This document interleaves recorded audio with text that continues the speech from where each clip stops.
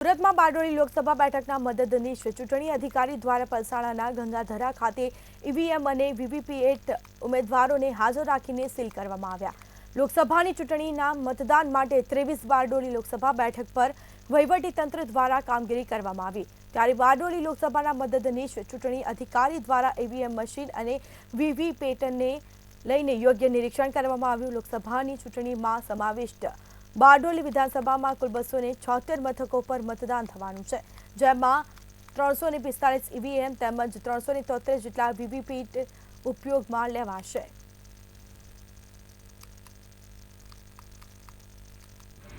બારડોલી વિધાનસભા મત વિસ્તારના અંદર 276 જેટલા બૂથ આવેલા છે, જેના માટે ગઈકાલે આપણને અલથાણ ખાતેના ડેડિકેટેડ વેરહાઉસથી 345 જેટલા ઈવીએમ સેટ, બીયુ અને સીયુ મળીને અને વીવીપેટના 372 રિઝર્વ સાથેના આપણને મળેલ છે, જે ગંગાધરા મુકામે વેરહાઉસમાં પોલીસ બંદોબસ્ત અંતર્ગત સીલ કરવામાં આવેલ છે.